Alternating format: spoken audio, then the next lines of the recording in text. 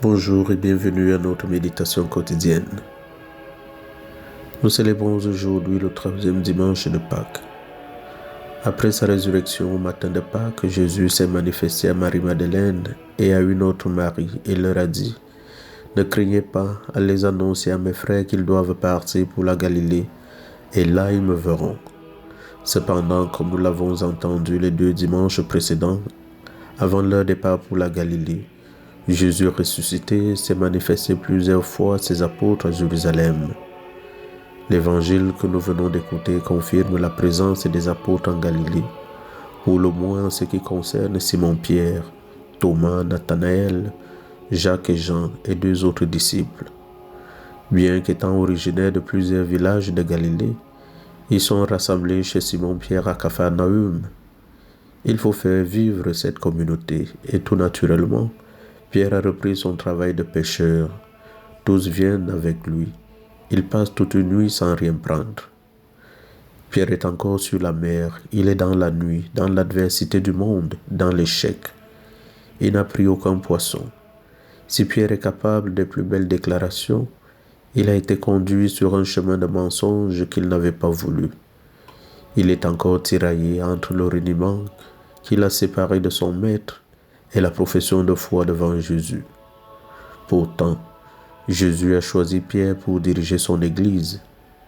La vie chrétienne prend son sens dans le mystère de l'amour, un amour en acte et en vérité. C'est un amour qui se nourrit du cœur blessé de Jésus, l'agneau de Dieu, et du cœur de la femme qui est demeurée fidèle. L'amour a besoin d'un cœur qui le reçoit. C'est un « je t'aime » d'amour. À aucun moment, les résistances de Pierre n'ébranlent Jésus dans le choix qu'il a fait de lui pour guider son Église. Pierre a compris maintenant que Jésus nous sauve dans la faiblesse. Ils regarderont vers celui qu'ils ont transpercé. Dieu, par la puissance de cet amour, a relevé Jésus. Il nous relèvera encore.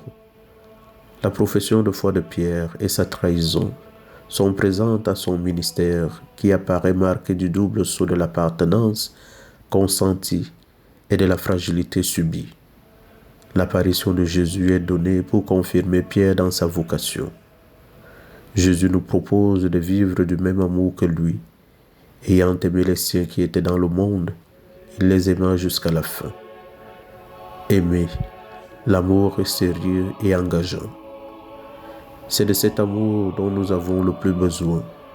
Jésus nous donne cet amour dans l'Eucharistie, qui est le mystère d'amour à célébrer jusqu'à ce qu'il revienne. Avec Jean, à l'école de Marie, nous voulons entrer dans cet amour.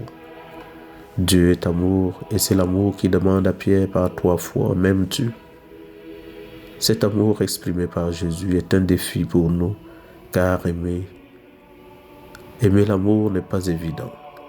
Par son amour, Jésus va remettre Pierre dans sa vocation. Simon, fils de Jean, m'aimes-tu?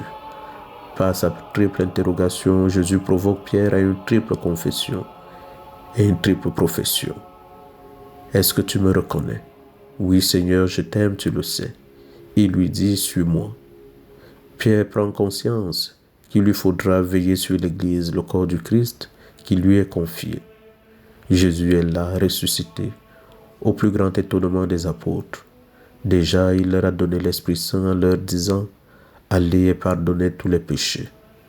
Jésus ressuscité donne l'Esprit Saint et donne les moyens de réaliser son œuvre dans un rapport d'amour tout personnel avec lui. Il a donné aux ministres de l'Église le pouvoir de pardonner les péchés. Manifeste-toi, Seigneur, redonne-nous de l'assurance, car la nuit du doute étend son ombre.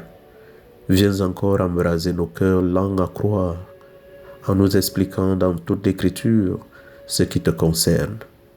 Ouvre nos yeux à la fraction du pain, que nous puissions te reconnaître.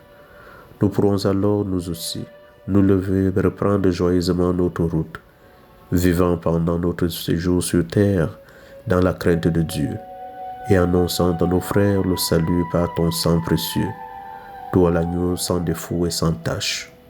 Amen.